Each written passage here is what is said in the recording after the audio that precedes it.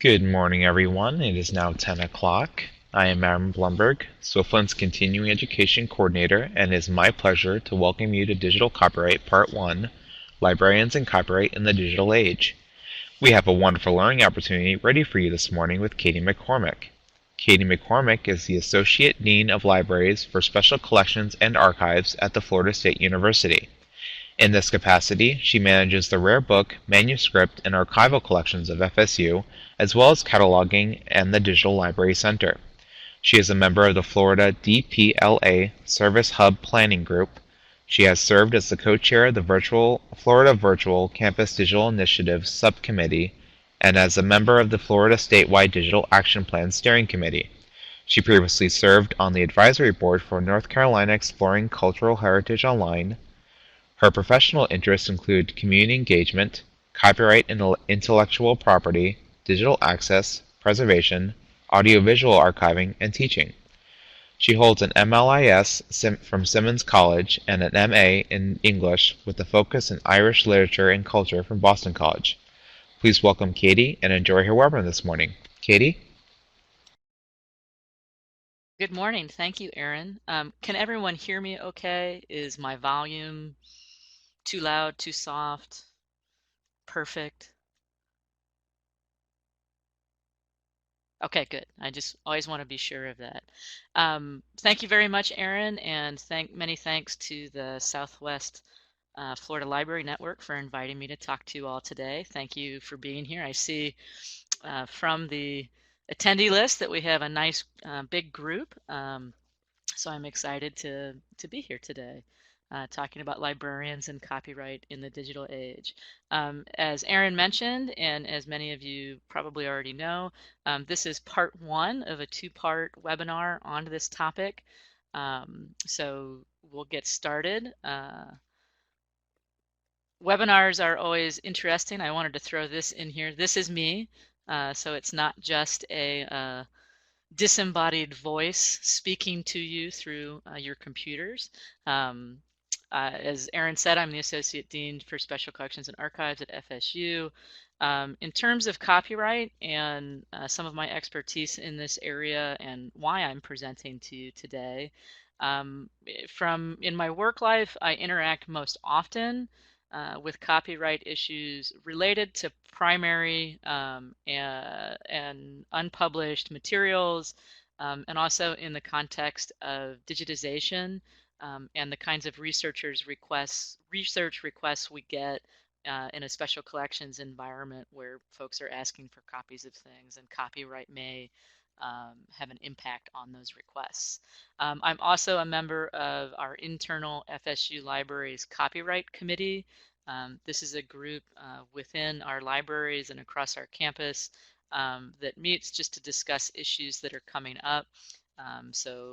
Issues in interlibrary loan, course reserves, scholarly communications, and it's a way that we here at Florida State are trying to build our own internal knowledge. I feel like every copyright presentation by a librarian probably starts with this phrase, "I'm not a lawyer." So I don't have that sort of deep expertise in the intricacies of copyright law. That's my disclaimer in some ways. But I do consider myself a perpetual learner, and I think that that's an important activity for all librarians, and I'm sure you're all on board with that. Copyright really affects so many different aspects of our work. So I'm sort of, in being a perpetual learner, I'm always reviewing, trying to update my knowledge and add to my understanding of copyright. Many things have remained the same for quite a while, but one of the effects of, I think, the digital age and changes in the law from the late 1990s to now really mandate that we pay attention to what's happening out in the world and try to understand and ask questions about that, which is, I know, why you are all here. The goals of today's presentation, as it's part one of the webinar, My goals here are to review some copyright basics. This may be a review for many of you on the webinar. There may be some new information to some of you. We'll do some reviewing of copyright in libraries and some of the areas that it affects, key concepts that affect digital access, and towards the end, I'll suggest some tools and talk a little bit about best practices, looking at strategies for our work. But the bulk of sort of action items will come in part 2 of the webinar, which is Tuesday, August 30th. Another bit of housekeeping, I will do my best as I'm presenting to keep an eye on the chat and also pay attention if folks want to raise their hand and ask questions. As a presenter, I am okay with interruptions or questions as we go. I'm also plan to leave time at the end of today's webinar for questions and discussions that may come up. Anything I'm not able to answer in detail today, I will be happy to do some research on and carry forward into the second webinar. So with that, any questions before we get started? Sound, everything is still going okay for everybody?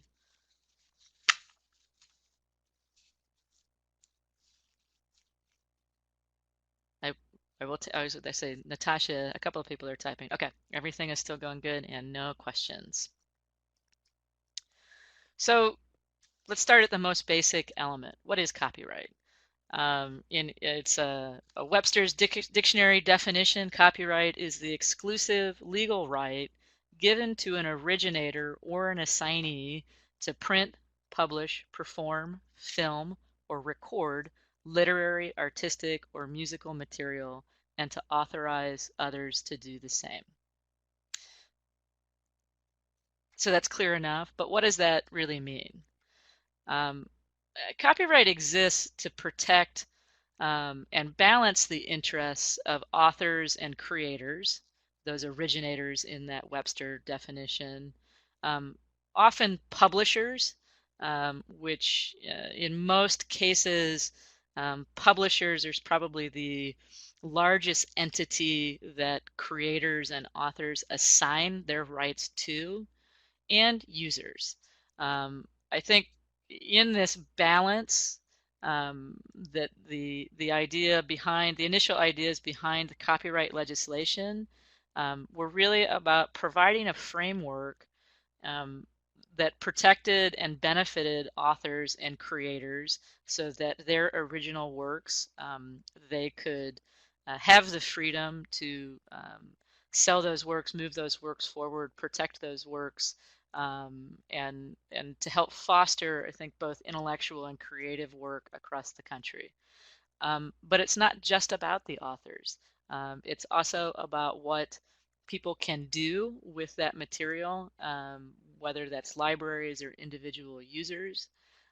So it's a balance between protecting the rights and the works of authors and creators to help foster and encourage the creation of intellectual work, as well as giving other people the rights to use in fair use, and also to create new and transformative works to help encourage that cycle of creative and intellectual output. And libraries are really, I think, at the center of this triangle. I put copyright there because that's the center of the law, but all of these things really intersect. This is a long quote from Carol Henderson, an article on the ALA advocacy website, and I've got at the end of the presentation, I have links to any of the things I reference in my slides. It's a long quote, but I think it's worth reading and thinking about in full in terms of that what I was just talking about is the centrality of libraries in this copyright triangle and in our relationship to copyright. Libraries are creatures of the historical and statutory balance in copyright law. Libraries lend materials based on the first sale doctrine. Libraries share materials and preserve works under specific provisions for libraries in the Act. Libraries are often the only entities that provide access to the vast majority of copyrighted works that lose market vitality long before the expiration of the copyrights, and are often the only entities that preserve public domain materials. Libraries enable users to access copyrighted and public domain works and to exercise their rights under the exceptions and limitations to creators' rights in the law. The creation of new intellectual property building on the old is stimulated as a result of the existence of libraries. Libraries are places where the public and the proprietary meet. The multiple roles of libraries as social organizations address the balance in the law and are shaped by it. So there's a lot of, I think, really important elements in this quote, and it's a quote that really resonates with me. I think often in our practice and in our libraries and in our different roles in libraries, copyright can be a very confusing, very sometimes intimidating piece of legislation and part of our work. And I think it's important to remind ourselves that libraries as spaces and librarians have an incredibly important role in protecting and sharing materials that otherwise would be unavailable to people, and to really encourage and enable our users to access material, to reuse material within the broad spectrum of the law, and to advocate and move forward. Excuse me, I just had to cough for a second. Apologies.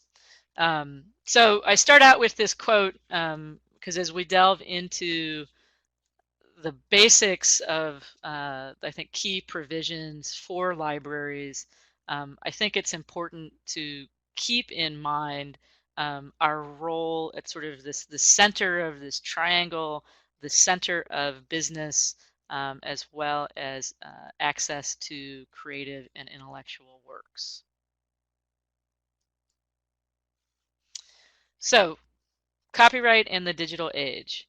I think there are several key provisions and additions to the law that have a particular effect on libraries, libraries and archives. The copyright law itself, as probably you all know, it is a huge and complicated piece of legislation. So I'm cherry picking those sections of the legislation that I think most affect the work that we do, particularly in digital environments, whether that's with electronic resources, digital collections, digitized materials, interlibrary loan, all of those things. So I'm sure many of you are familiar with these provisions, at least in name. Section 107 is the provision that outlines fair use concepts. Section 108, the so-called libraries section, is the section of the law that defines what it is libraries and archives can do with material in the course of their work. Section 109 is the first sale doctrine, which is a short but particularly important section that actually makes our work possible in many ways. Recent additions, or I guess it's 2016, so they're not as recent as I would like to think. The Digital Millennium Copyright Act that went into effect around 2000, and the Teach Act are two other pieces of the law that really affect what we do. The next slides, I listed these in order of creation and numbering. We're going to jump around a little bit to sort of build towards fair use, which is, I think, one of the most powerful tools that libraries can use. So we'll understand some other parts of that and get to fair use. Any questions so far? Okay.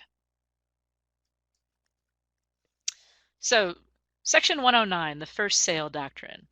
What does this do? In technical terms, it permits the owner of a lawfully made copy to dispose of it by lending and any other means. It's the first sale doctrine permits copyright owners to control only the first sale of a work. After that first sale, copyright owners are out of the loop when it comes to earning a share of any revenues that result from passing the book or periodical on to others. This is the basic legal foundation of our library system. It allows book owners to sell their books at garage sales without permission from or payment to the copyright owner. It also permits libraries to loan material without having to connect or ask permission from copyright owners. What it doesn't do is allow for copying of a work explicitly. It also, in relationship to copyright, and particularly with electronic resources, I think that there is a tension, or can be a tension, between Section 109 and copyright law and contractual licensing laws from ebook providers, electronic resource or database providers, where sometimes the limitations within those contractual agreements do put parameters on lending. I think most often in ebooks, that has to do with the licensing that may allow one user to access an ebook at a time, which sort of mimics how physical loaning of a work works without taking full advantage of the digital environment. But nothing I have read so far really connects that kind of licensing contractual arrangement with first sale doctrine. So there are other things that impact our work, but this is the sort of basis of the first sale doctrine. Section 108, the library and archives provision. What does this do? It provides libraries with special privileges for uses related to preservation and replacement for lost, stolen, damaged, and deteriorating works. It gives us the ability to make copies for library patrons under certain parameters, and it also provides allowances to make copies for other libraries through interlibrary loan. This is a very important section. It's been under review, I think, over the last 5 or 6 years, and we'll get to some of what that review has been about a little later. This is particularly important, I think, in a digital environment, and is a section to look back to for guidance. In a digital environment, and I know particularly in archives as well as in media centers, other locations in the library where we may be loaning materials or providing access to materials that aren't sort of traditionally based formats like books or periodicals, but videos. I'm sure many of us have VHS tape collections for resources. VHS, we may not have many VHS players left. We may be in a position where we're unable to, whether for financial reasons or for availability reasons, to purchase new DVD copies of that material, but these are still resources that our communities need. And it's Section 108 that gives us some flexibility in what we can do. So stepping through a sort of checklist when you have VHS collections or other at-risk media collections, cassette tapes, other things, to vet whether these are materials that um, you can and need to purchase in new formats, or whether limited availability or lack of resources make it possible for you to make copies in DVD form or streaming media form, to be able to continue to provide access to those kinds of materials. And I think in a lot of our work, and in recent in the last few years, I think the high profile nature of fair use has sometimes led us as librarians to forget a little bit about this section and the power I think that it does give us. Now, what doesn't it do? It doesn't really give us the right to copy anything, anytime, in full, for any reason. There are sort of steps to walk through with it. Um, it's not carte blanche um, uh, to do anything that we want to, which is too bad. It also, but sort of matching on that, I don't believe that it sets up unreasonable or insurmountable processes or measures for our work. It can be a bit daunting to go through and figure out how to deal, particularly again with um, uh, media or non-traditional formatted material, or material that needs to be reformatted to continue access and to help preserve it. That's not a simple process in all of its parts, um, but it's the law itself helps us do that work. I'm going to pause a moment. I see John is typing something. So before I move on, I just want to check. So John is asking, so can we copy VHS to DVDs? The the short answer to that is probably, which I know isn't a very satisfying answer. I will give you an example based on our work here at FSU. We have still a fair, it's not a huge media collection, but it is a collection, a combination of VHS tapes and DVDs that are still accessed by our faculty and students, particularly here at Florida State, departments like dance, where VHS films from the 80s, 90s were particularly important to teaching and learning here, and were not things that were necessarily um, reproduced on DVD. So we sat down, there was a group that included collections, access, archives, and a few of our subject librarians. We did an inventory of our VHS tapes. We spent some time doing some research to see if the VHS tapes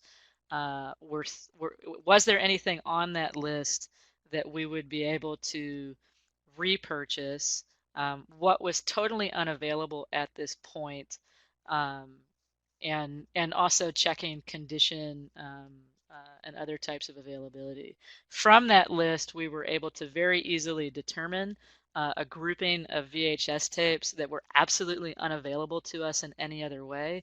We began copying those onto DVD so that we could again continue to provide access. That is absolutely allowable under the Section 108 law. The group of material that that were available for purchase in other formats, or potentially available through some of the streaming services that we subscribe to. If they were available streaming, we considered that defined access, and we didn't copy the VHS tapes. For those materials that were available through purchase, we made decisions about what we may want to acquire, and those decisions were based on looking at both time and resources, financial and human resources that it would take to convert those VHS tapes, and balancing that with what's the cost of just buying the new DVD. Often the cost of buying the new DVD was comparable or less to the time and resources when you took it in full, to the conversion. So if we could drop out a handful of those VHS tapes from the conversion process, that saved us some time and money, and it all balanced out in the end.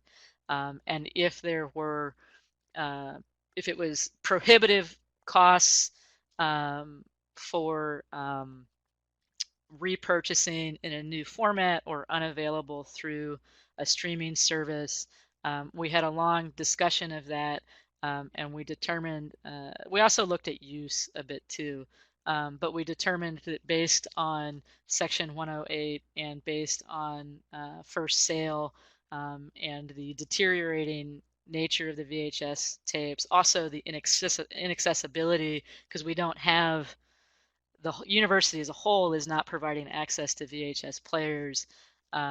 We made the determination to go ahead and move those to DVDs. That sounds like an incredibly complicated process. It did take some time, and we were following best practices that we learned from other libraries, but it was not an overly cumbersome process, and we felt happy to be able to have the documentation of our decisions, and that we made that first effort to discover what we may not have to copy and what we would be able to need to show that we'd done our due diligence. Yeah, I think there's a lot of John comments that he'd heard differently from other sources. I think there's a lot of confusion about this process, and as many of you have probably experienced, there are many different approaches to understanding copyright and to understanding copyright in our different environments, based on best practices and our understanding and our general counsel's understanding of these provisions. That was the path that we took, and there are other institutions that have done that too. I'd be happy in the next presentation to at least provide, sorry, I'm making a note to myself, to provide some other examples of places who have followed that path for work, in case you're thinking about doing that yourself. Excellent. Any other questions on these provisions so far? Okay. So the Digital Millennium Copyright Act does provide some complications to what had felt like a fairly straight path with Section 108, and the work that libraries and archives could do to reformat. The Digital Millennium Copyright Act is proposed in 1998. It becomes effective in 2000. It's an effort, as we made that transition, sort of full transition into what we call the digital age.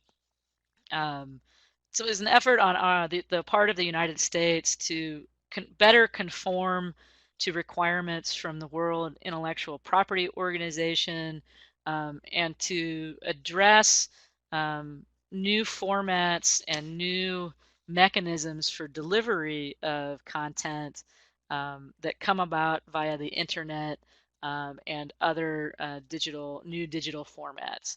So it's a controversial law. It does create some issues for libraries. It has been under discussion and under review since its effective date. The Electronic Frontier Foundation, EDUCAUSE, ALA are all organizations that try to keep an eye on this.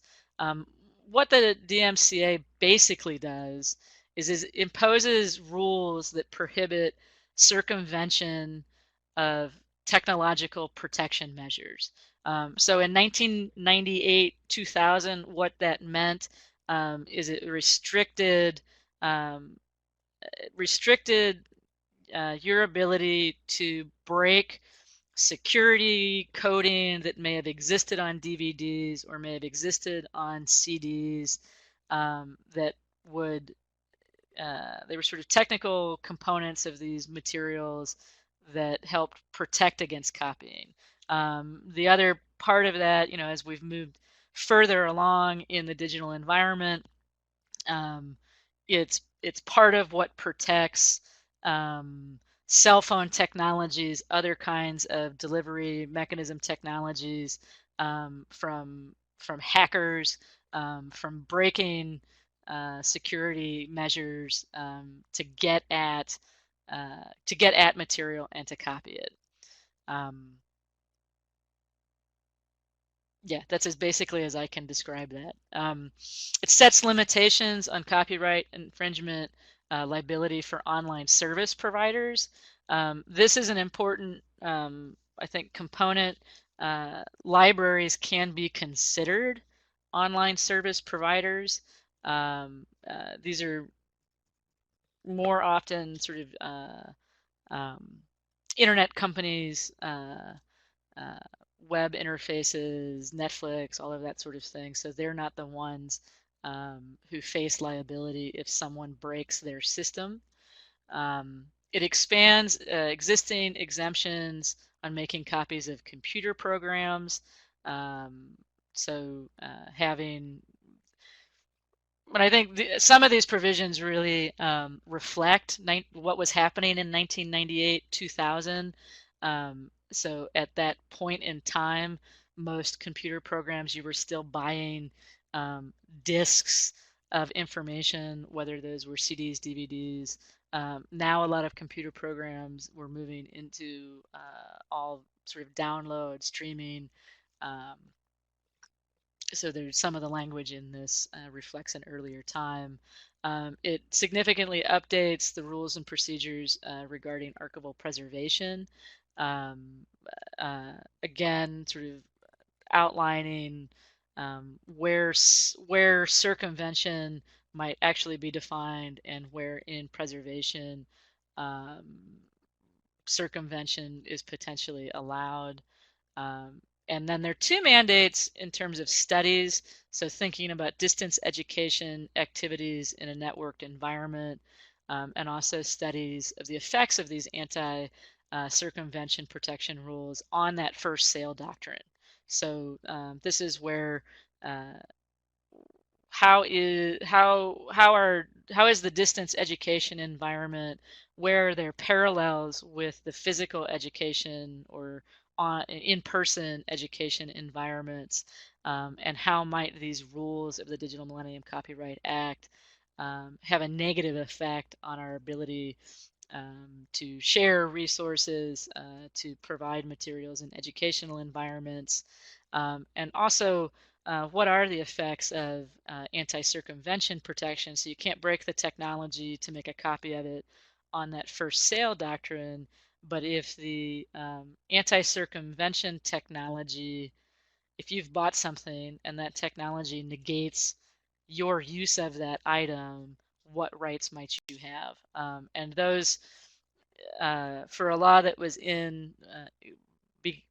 became in effect in 2000, all of these questions or issues are still things that are debated, that are under review, that have been slightly modified or re-legislated through different acts. So it's this DMCA is not entirely settled. I think for our purposes, it's important to understand the framework of the Digital Millennium Copyright Act, but I think it's also important to understand that it doesn't really completely negate those other provisions. So that it's important to be aware of. I think over the course of 16 years, some organizations sort of looking at the DMCA have maybe felt it's an incredibly restrictive law, but have maybe privileged it over some other sections of the law, and there's practice that offers a different route for that. When in the next webinar session, when we really get into actions or how to put these things together, I'll talk a little bit more about the DMCA and how you put those pieces together with the other elements. Another act that the Teach Act, this edition, again, as we've been in this perpetually changing environment where, you know, at one point in time, most educational activities happened sorry, I'm going to pause for a second. Leslie Ann, I see your question. Can you give an example of when libraries would be considered an online service provider? I will hold that question and try to answer that as we get a little further on. But I just wanted to let you know that I did see that. So the Teach Act tries to address this gap between what rights the educators have in face-to-face instruction versus what rights they have in online and distance instruction.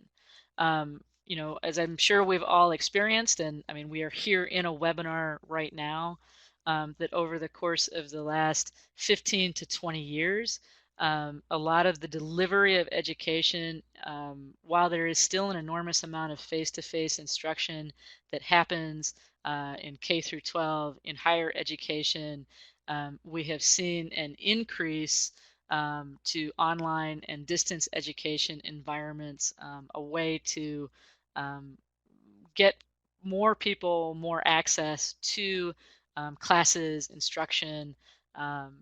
In higher education, we've certainly seen in the last 10, 15 years an increase in the number of full online distance education programs.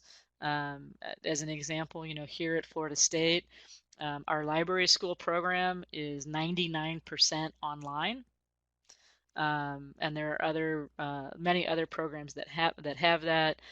In the state of Florida, as another example in higher education, both through the work that the Florida Virtual Campus is doing to provide online access and distance education to resources and to provide gateways to instruction, and the Florida Online University, I believe, that is currently based out of University of Florida. These are trends that are happening all over the country, and they're really important. The Teach Act comes about because many of the other provisions in the Copyright Act, and particularly the Digital Millennium Copyright Act, present some issues for being able to what we could do in the physical classroom in showing videos and movies, in providing face-to-face contact with clips of information, with copies of material, simply by being in a digital environment. There were some unexpected conflicts and problems. So the Teach Act seeks to expand the scope of educators' rights to perform and display works and to make copies integral to such performance and displays available for distance education.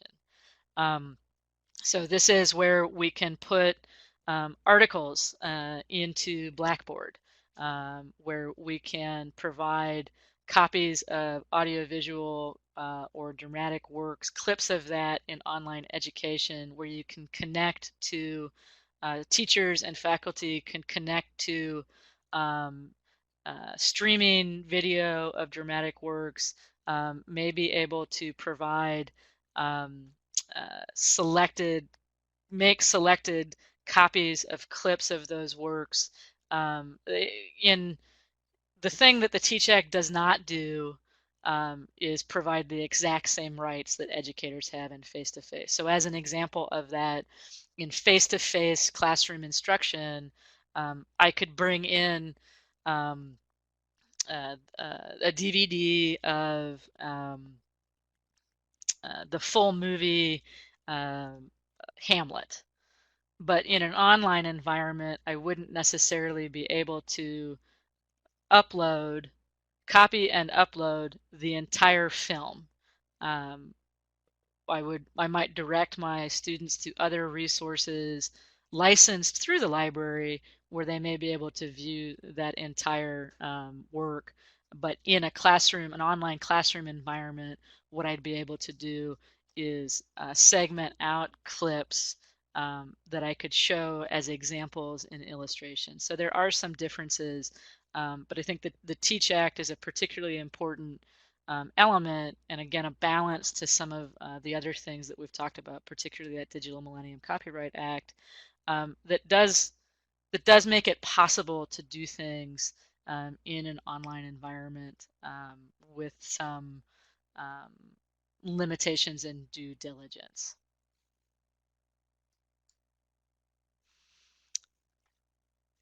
Now we get to the fun one, in my perspective, fair use. So I'm sure you've all been hearing a lot about fair use. I know certainly in the last 5 years, and with various legal cases, most notably the case that many of us know as the Georgia State case, fair use is sort of the key concept.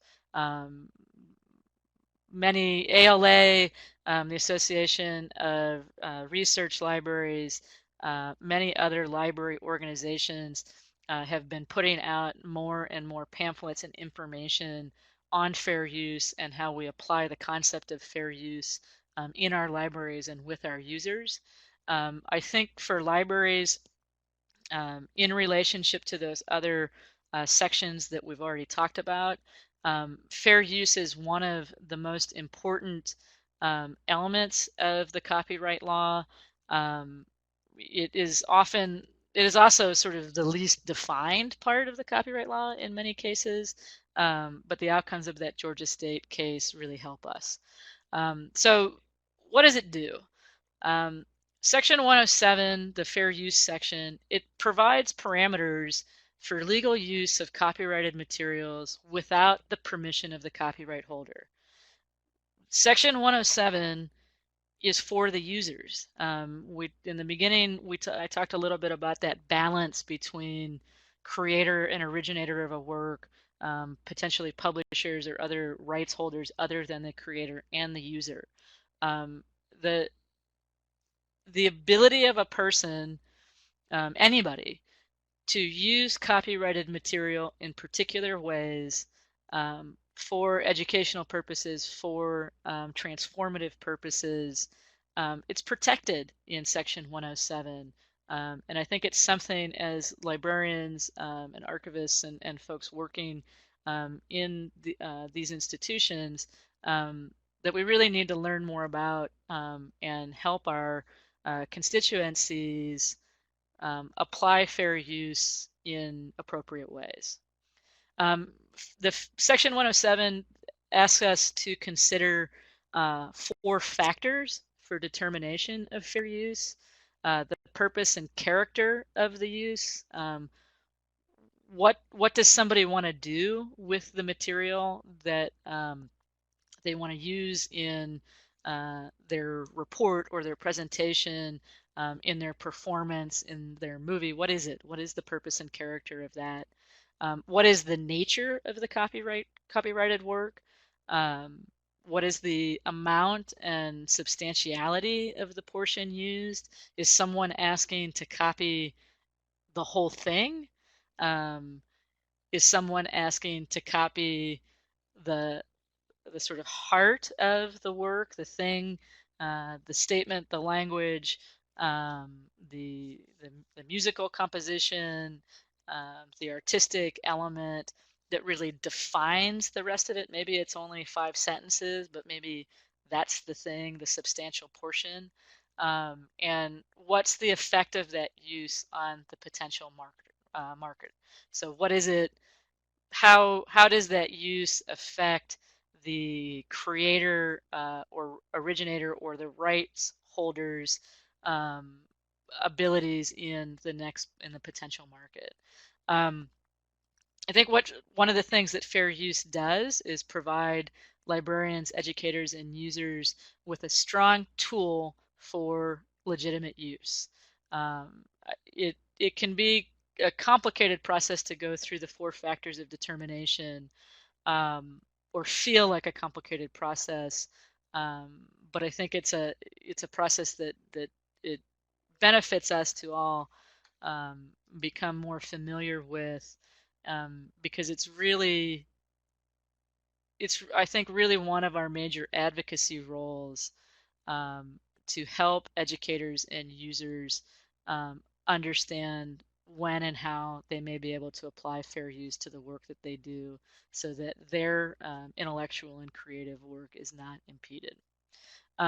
What doesn't Section 107, the fair use provision, do? It definitely doesn't answer all our problems, and it definitely does not provide unlimited and unrestrained permission to all copyrighted works. So it won't solve everything, but I think it's a pretty important element.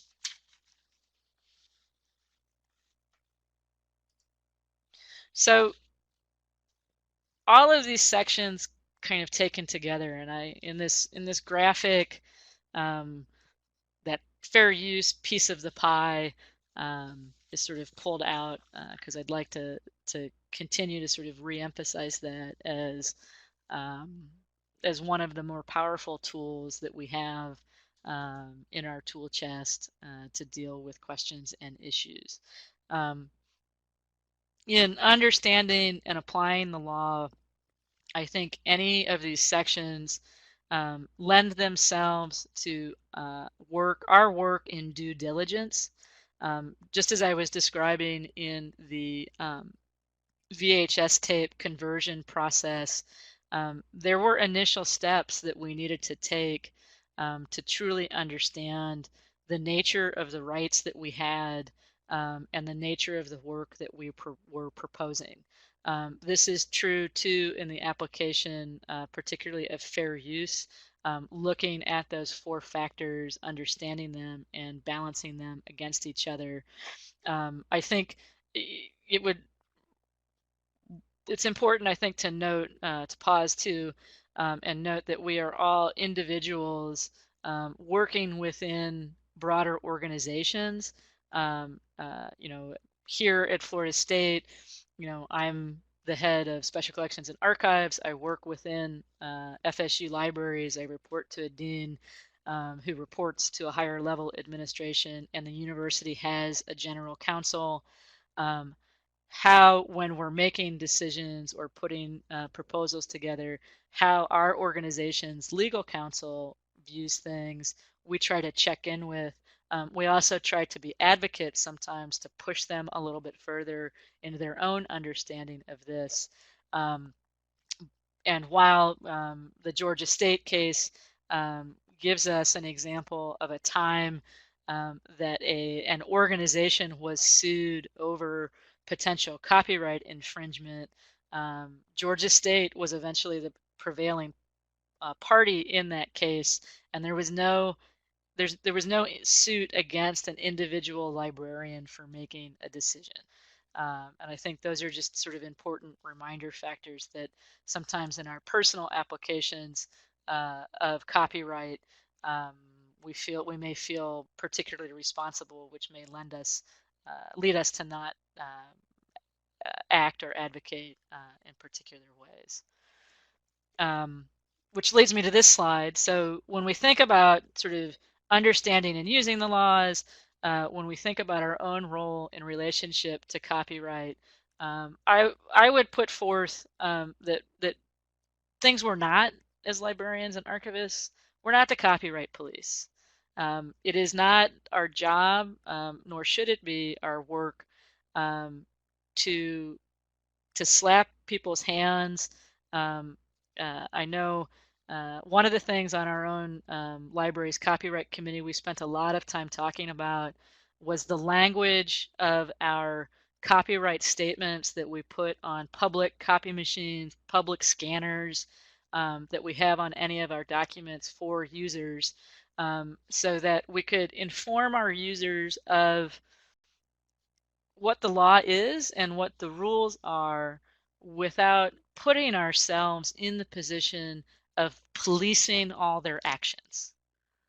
And that shifts us from being, I think, the gatekeepers of information and what people can do with that information, to what I believe that we are, those advocates for the rights of users and advocates for the rights of authors, creators, and copyright holders. That our work here is to balance that. I don't believe that librarians and archivists are servants to copyright. So while we need to understand the law and we need to apply it ethically and effectively, we are not in a position where we cannot ask questions and we cannot, through our professional organizations and our professional work, question or challenge how copyright is being applied, or how it is being interpreted in certain circumstances.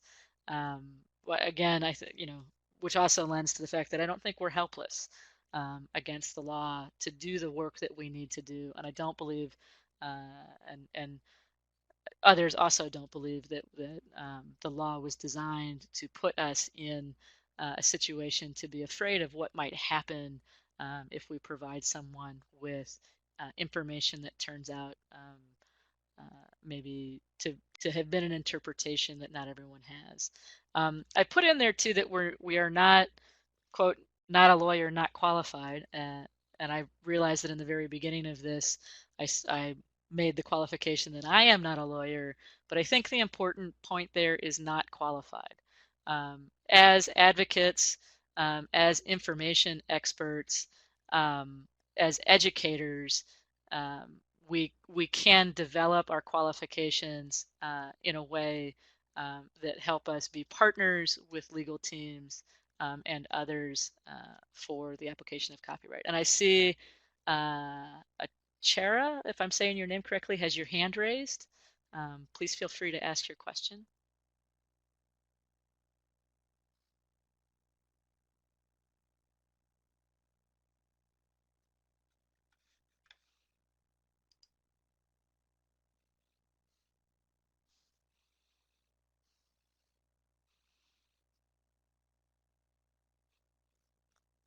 I'm not sure if you are talking. I see your microphone, but oh, so you may have stepped out and come back in. There may have been technical difficulties.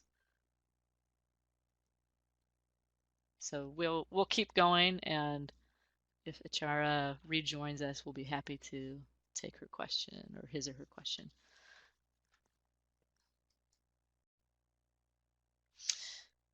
So in connection with understanding and using the law and sort of that framework of what it is, what our role in relationship to copyright law and our work are, I've pointed out here a few copyright tools. I'm not going to click on these. I see, as happens, it is 10:53, so I'll go through these last two slides. We can come back to some of these tools, but I provide these to you. So understanding copyright term and the public domain chart from Cornell's Copyright Center. This is a very useful tool to look at what the time frames and limits for a whole variety of material, published, unpublished, different formats. It's a good chart to look at as a reference to even begin to understand when people are asking you questions, is the material that they're asking about really in the public domain and therefore not subject to copyright law, so that we don't have to go through as many steps because it's public, it's in the public domain. The Copyright Genie, the Fair Use Evaluator, and the Section 108 Spinner are all really nice online tools where you can, they're sort of flow charts, yes/no flow charts, to help answer questions. Is a resource, the Copyright Genie will help you look at, is a resource still in copyright? Is it public domain? What are the kinds of questions that I need to ask? The Fair Use Evaluator will help you play with those 4 factors for given situations. That Section 108 spinner helps you, it's more of a dial chart that helps you select certain scenarios and see what the advice there is. And there's also a tool from librarycopyright.net on the exceptions for instructors that help you go through some of those elements of the TEACH Act and what you can do in an environment. So in the interest in time and wanting it to get to any last minute questions, if there are, that we can carry forward into our second webinar, I think basic elements that we can do in relationship to copyright in the digital age is to continue to educate ourselves. That's why you're here. To follow and engage with ALA copyright advocacy efforts, to really listen to our users and our constituents and work to understand their needs. I think sometimes in those interactions where we may be providing users with definitive information related to copyright, which is great, but working to understand their needs and how their needs may require us to advocate in a different way, or to interpret the law and come back later is important. Not to be afraid of copyright and potential infringements, and to do as Kyle Courtney from Scholarly Communications Librarian at Harvard Library says, to exercise our fair use muscle. To be considering those 4 factors, to be applying them in our environments and to our users, and to help move use and reuse forward again while adhering to our ethical and legal needs. So I'm going to stop here. The next webinar, Digital Copyright Part 2, what more can we do? Also looking at what happens when we digitize. We'll really move into more actionable items, more actionable examples. This was really just a big overview. So I hope you'll all return for that second webinar. And in these last few minutes, thank you very much. Leslie Ann, I know we didn't get to your particular question, but I will try to do so. And then I wonder, are there any other questions that folks may have in these last few minutes?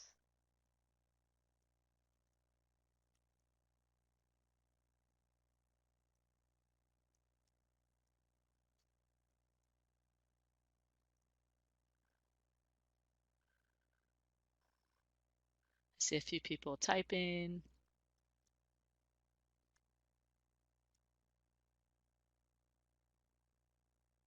Yes, so Leslie Ann was going to ask about best practices for orphan works.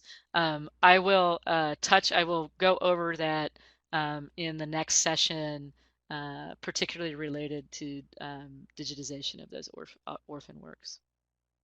Oh, thank you so much, Faith. Thank you, Katie, for a wonderful webinar. Some information, a sneak peek of what's coming up. Attendees, if you enjoyed this webinar, we encourage you to sign up for Tuesday, August 30th, Digital Copyright Part 2. I do apologize for those of you that had gotten previous advertisements. I did list the wrong date as she is cleared up. So thank you, Katie. I don't know how I did that. Also, be sure to register for Swiftland's DigiRef Academy Resources for Job Searching on August 4th, and the next STEAM webinar, The Music and Math of STEAM, on August 17th. We also encourage you to look ahead to August 24th, when Swiftland will be holding its first Yes for Diversity Day. Diversity Day will be a highly interactive day that will empower library staff and volunteers to reach out to diverse populations, increase skills of library staff in working effectively with diverse populations, and increase library programs and services to diverse communities in the local area. Be sure to register today. We encourage you to look at the upcoming webinars and workshops in the months ahead and hope you're all able to join us for future training opportunities. As always, please feel free to keep checking the Swiftland's Continuing Education calendar on the website, the Florida Statewide Training Calendar, our Facebook page, look for a message on Twitter, or look for your message from the Florida Library listserv. We thank you and hope you have a wonderful day. Thanks, everybody. Have a fabulous day.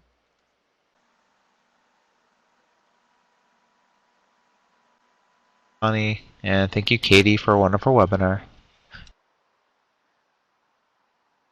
Have a good day.